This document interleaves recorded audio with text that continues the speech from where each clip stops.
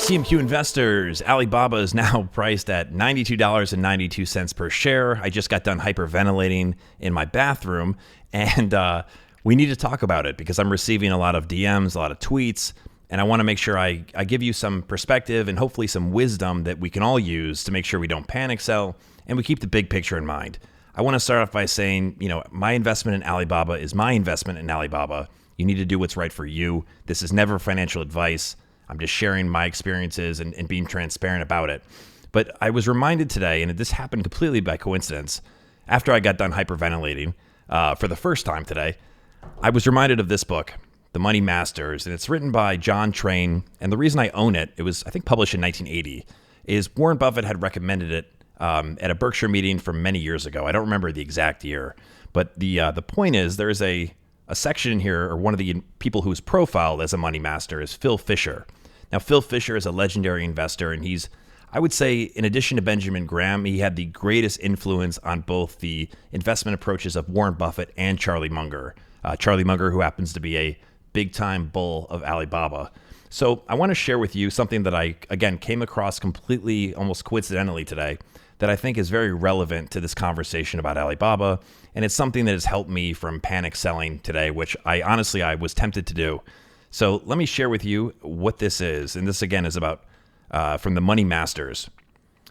It says, and let me find the exact part here. Okay, great. Fisher argues that the usual way investors buy is silly. They sift through masses of economic data, conclude that the business outlook is favorable, and invest. Almost all investment letters from brokers start out this way. The economic outlook is good or bad, so one should buy stocks or hold off on buying stocks until the outlook clarifies. While this may sound persuasive in theory, it's impossible to apply in practice. Economic forecasting is not yet far enough advanced to permit long-range predictions. And I would say that, it reminds me of something I always try to remind myself, which is time in the market beats timing the market. We don't have a chance of timing the market. It's a fool's game. Fisher compares it to chemistry during the days of alchemy. In chemistry then, as in business forecasting now, basic principles were just beginning to emerge from a mysterious mass of mumbo-jumbo. However, chemistry had not reached a point where such principles could be safely used as a basis for choosing a course of action.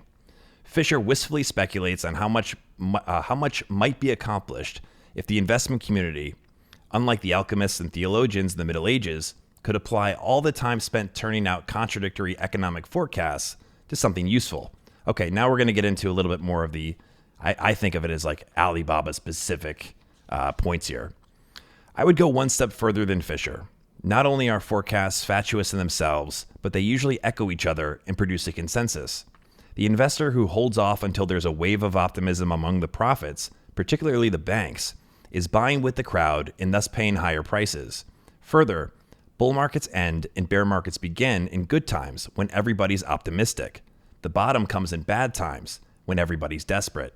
The crash, meaning the crash of 1929, after all, started amid universal euphoria in 1929, and the greatest buying point in history was when the banks closed in 1932.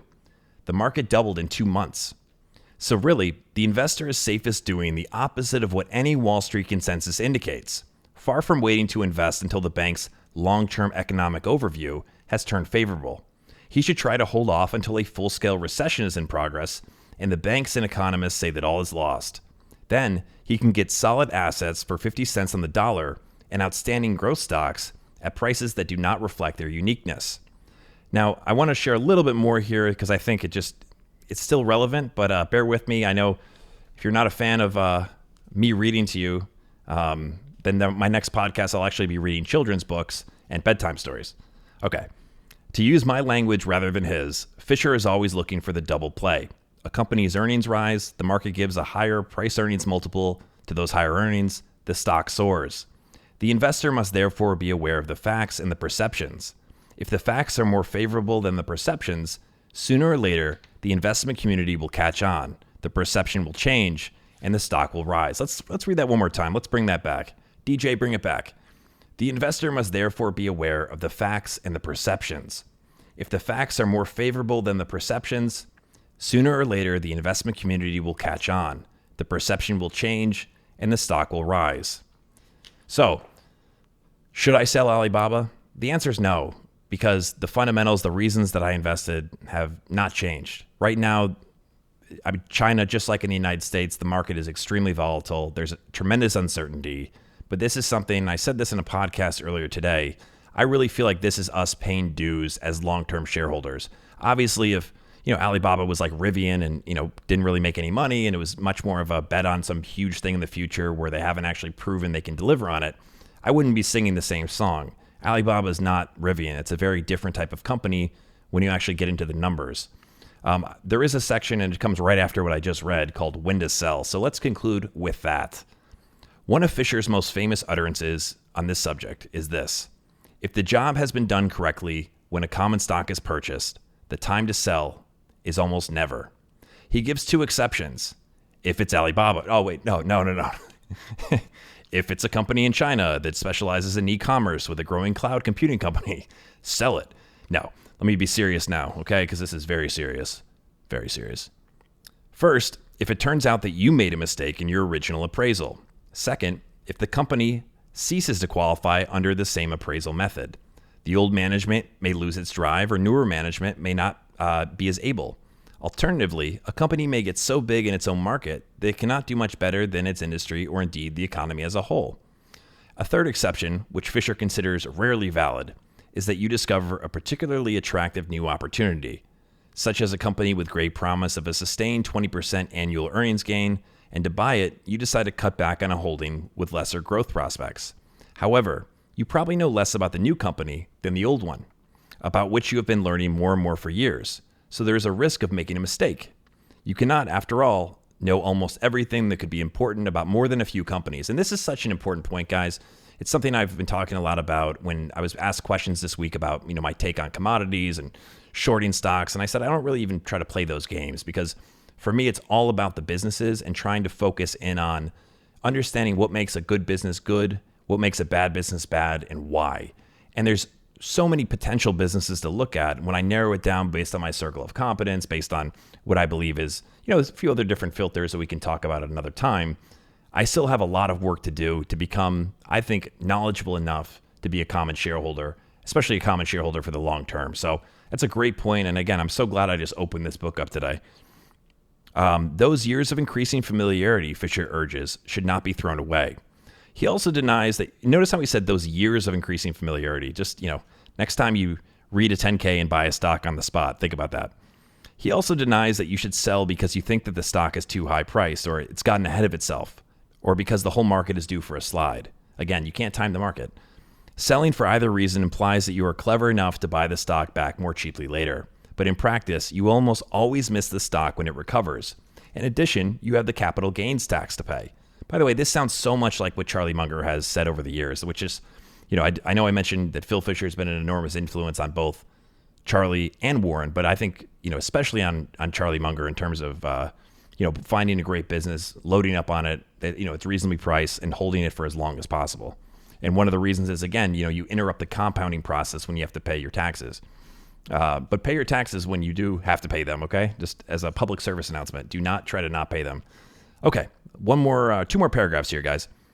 After all, if you've chosen the company properly in the first place, with a reasonable prospect that in 10 years, say, the stock will have tripled or quadrupled, is it so important that it's 35% overpriced today? And there's always the possibility that the stock's price reflects good news you don't know about yet. Silliest of all, says Fisher, is selling out just because a stock has gone up a lot.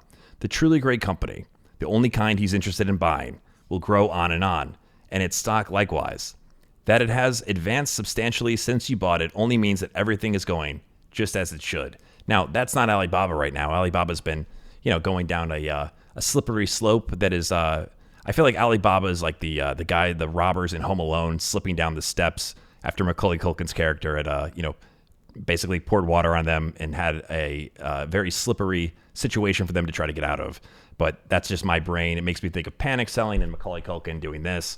But yeah, I'm not selling my Alibaba shares. That doesn't mean I'm comfortable right now. This is I said on Twitter, I think after this period of time where we've been living under this false idea that, stocks only go up, it's hard to see things you're buying just start going down, or things you recently bought not even go up at all and just start heading down.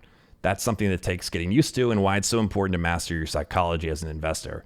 And again, I do believe that going through these periods, this is part of what Charlie and Warren describe as the natural vicissitudes of life. And I think are important to think about for us as it's like paying dues. Like, this is what we have to endure to really benefit from long-term compounding.